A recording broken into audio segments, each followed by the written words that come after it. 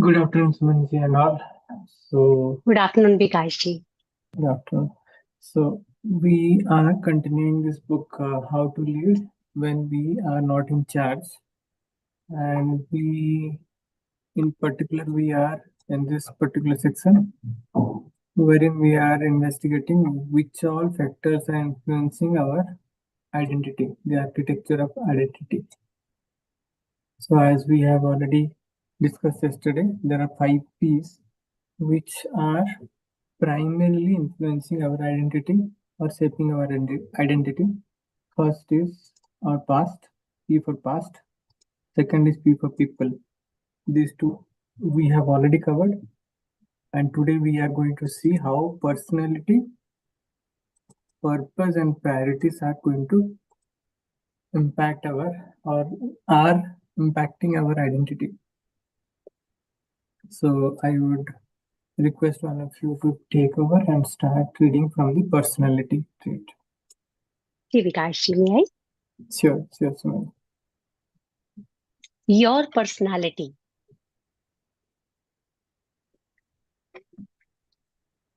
We are all born with some hardwired realities that also shape our identity. Our physical bodies, our characteristics and traits, our emotional and impulsive lives, and our talents and skills all shape how we experience life. This in turn shapes our self perception. If you are highly ambitious and driven by achievement, yet find yourself in a role or organization that is static and doesn't offer opportunities for growth or development, you are going to be frustrated. If you excel administratively and have a deep desire to sit at your desk, focus on your work, and knock stuff out, but the organization you are working with is highly relational, you are going to feel like you are constantly letting others down. What is the most challenging is when you lack self understanding and it is not clear to you how your wiring affects how you see yourself. This is your self interior. How are you temperament? How are your temperament and personality wired?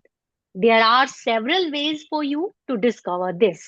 You can use Right Path, Myers Briggs, Strength Finders, or Taylor Johnson. In our organization, we think it is crucial to understand your personality, your bent, and your giftedness. Because of this, we dedicate loads of resources to assist people on this journey of self discovery. With every person we interview, we use Right Path and Strengths Finder.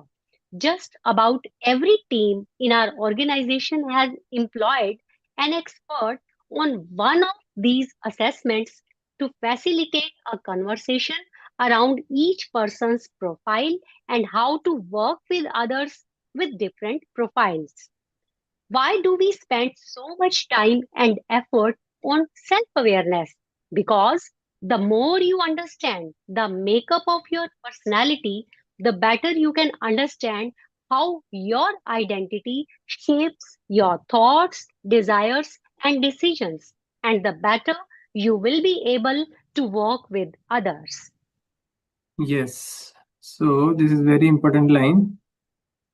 The author is saying that why do we spend so much time and effort on self-awareness? Self-awareness is very important topic on which actually each individual actually need to put conscious, dedicated effort. If we are good at this particular space, because the more we are good in this particular space, it shows that we are better understanding our inner self. So that what is that? And that is the makeup of our personality. And the better we understand how our identity shapes our thoughts, desires and decisions. Because what is my current thought at this moment of time, what is my current thoughts, and what is my current desire, based on that I take the decision on which action I would be taking, or I would not be taking any action, and thinking in overthinking mode I will be kind of dwelling. So these Yes, thoughts, very true. yeah. So these thoughts and desires that we have, they are deciding the decisions, and the decisions are shaping our destiny. So it is all interrelated and interlinked. The more we are aware of ourselves, how our personality is hardwired, and which of the traits are empowering and which are disempowering, when we get to know, we do the root cure. And when we do the root cure, our thoughts and desires will be aligned, and the decisions will be very easy to make, and also the decisions will be always leading us to the right path, and right destiny will be automatically created. Right identity is just the byproduct of this. So very, very Yes, important uh, aspect, definitely. So let me continue from here.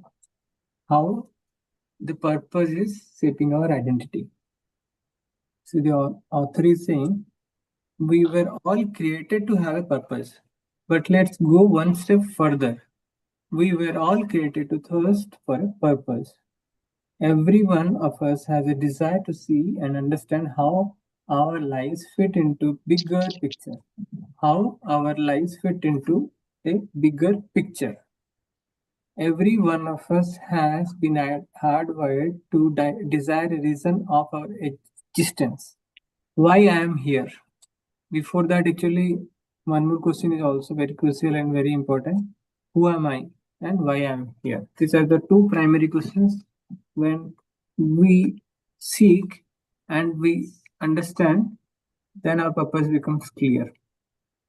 What can I uniquely contribute to the world? And after that, automatically, this third question will be revealed to us. What I can uniquely contribute to the world, and that's the purpose that I get, and I do the corresponding action automatically without much of the push from the external sources. These kind of existential questions have more of an impact on our identity than we admit. What you believe about why you are on earth will deeply affect the opportunities you see available to you, and how you should capitalize on them with your time, gifts, talents, and energy. These are the resources that we have. With these resources, my time, the gifts that I have, the talent that I have, the energy I have, how I can capitalize and direct to harness the opportunities that I see as my purpose. And this author is saying this is your self agency.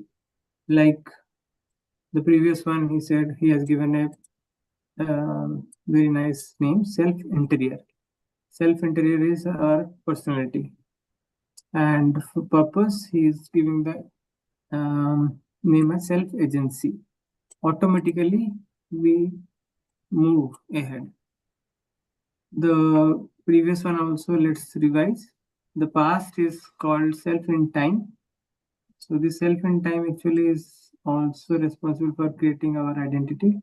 It has a bigger influence. And the people around us, he says that self in relationship, and they are also impacting creating our identity. Now, author is saying, what is your unique purpose in this world? The answer does not usually just drop into your lap one day. Rather, you discern it over a lifetime. But it's not something you will sit back and passively discover. You need to spend time wrestling this one to the ground. Full disclosure, over the years, this has created some real insecurity in me because I have never sensed a personal and specific mission for my life, because I have never sensed the personal and specific mission for my life. In the church world, we designate this a calling, but that term calling really frustrates me because I have seen how well-meaning people hijack it and use it for self-manipulation. I only know a few men and women who have a specific and personal purpose or mission statement. Okay. I only know very few men and women who have a specific and personal purpose or mission statement. For the rest of us, I believe God has revealed enough of His general purpose in this world for us to chew on for the rest of our lives. So, what has God said about why you exist? Have you spent time determining what success looks like in your life? I can tell you this: you were created for something or someone bigger than yourself. You were created something or someone bigger than yourself. You were created to contribute to greater good, to a greater good. You were created to contribute to a greater good. You were created to bring good to other people. You were created to cultivate good in other people. You certainly have a mission greater than making yourself happy. Otherwise, we are just in our boundary, we are acting and trying to make ourselves only happy selfishly. That is Hmm. not our. That's why that's not the only thing for which God has created us. Yeah, that is not our greater purpose. Yeah. So the author is concluding for this particular section by saying the degree to which you understand and feel a purpose for your life will affect the degree of security you have in your identity. So the degree of security, now many of us are actually many a times feeling insecure, and that also can be curbed by understanding deeper, going deeper in this particular um, aspect.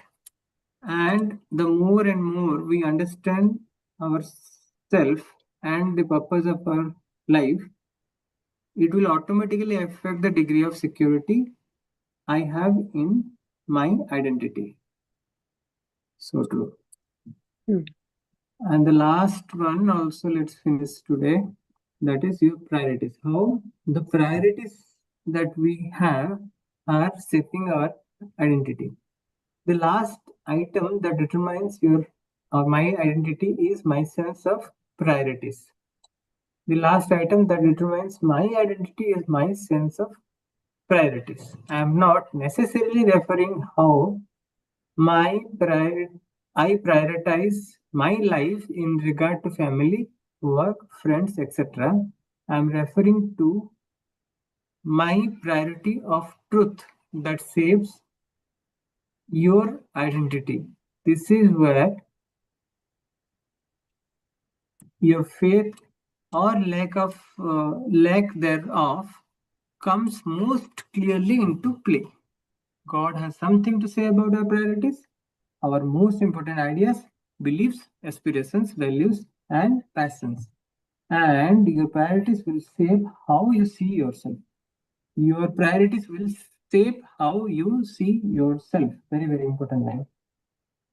So, what priorities we are having and creating on our daily basis, that is also shaping our identity. If they are very menial, trivial, low Hmm. value, then automatically we are creating a low personality or lower identity, which is Yes, yes. definitely Yeah. low. Yeah.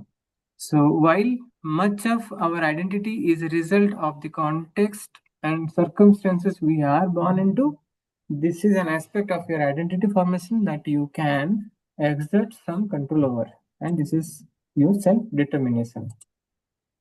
In other words, it's when we exercise our will to make decisions and determine what we allow to define us. What we allow to define us. We decide what most important about who we are. In my life, there have been two key values hold I hold on to dearly, and these beliefs have held on to me in the midst of failures and success. The two truths that have had more impact on my identity than anything else are: number one, because I have been created in the image of God, I am a chosen child of the King. I am a chosen child of the King. And second is, for God so loved me that Jesus died for me. You will need to determine your own priorities. What do you choose to believe is most important about you? What is most important about me is what do I choose to believe. That means I'm choosing what to believe and what not to believe. And that is also determining my priorities. What ideal or value do I want to prioritize about myself? Value system also I am only choosing. This aspect of my identity is less determined than the others, and it takes effort to set these priorities and hold to them. You must learn to discipline I must learn to discipline myself to keep these beliefs in front of me so they can continually shape my identity. I am uh, I am me and no one else but me. However, that does not mean I should passively accept my identity as something fixed and unchangeable. This is wrong. We can always make it a better, lead to a better version. It's worth time to wade through the various aspects of my identity to better understand them, to grow in self awareness, and to determine what is true about me. The clearer I am about who I am, the more consistent I will be with others, the more confident I will be about what I do, the less concerned I will be with the opinions of others, the less confused I will be by my emotions. These last two paragraphs you want to read? Okay, sorry. This completes actually. Yes. From here, we will be continuing tomorrow. It is about the voice shaping our identity. Fine. Ji ji. So, any takeaway, Sumanji? Yes, the various factors that are told, I liked it that our priorities shapes us and we have control. This is the factor that we have control. Other like our past people, we can't have control. But on our priorities, we can have control upon them. I believe we can also control on the people around us.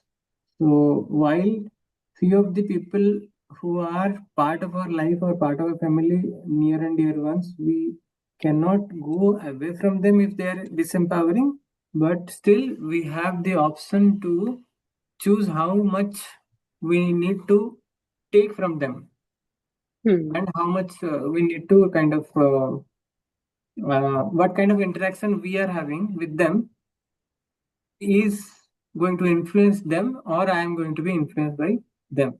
So if I am more Hmm. powerful and I am more creative and having a strong identity, I'll be shaping the surrounding, the people around me, and I will hardly be influenced by them. So this is an art actually. The more we become better about at it, we will be resilient actually, very Hmm. easily. So this is also in our control to some extent. Past is past, no control definitely, and the personality is also in our control again, because the more and more we are aware of our own self, we will be able to take the right thoughts, right decision. This is the takeaway for me. Very nice. Actually, how our identity shapes, how my identity shapes my thoughts, desires, and decisions. I need to know by becoming better at my self-awareness, and the better I will be able to work with others. That determines. And the purpose again, the more and more we ask the right questions to ourselves: who am I? Why am here? What can I uniquely contribute to the world? The more and more I ask similar questions, the purpose becomes clear. Not a borrowed purpose, but we have to find the real calling. And once we get the clarity about my own purpose, then I will be unstoppable, definitely. The last one is the priorities. The last item. So is it like kind of in our control? Yes. Hmm. Yes, Oh, purpose is also very nicely described. Like we need to think far higher than we think. right. We need to think far higher than we think. So simple living, high thinking. Yes, The yes. the more and more we are finding ourselves thinking big, Big, automatically yes. the For a bigger desires will cause of be. life, we can say yes. Yes, yes, very true. Great. So we are done for the day, and thank you, Sumanjit, for joining. I think Thank you, today. Viraj ji. Thank you. Have a great day, and bye.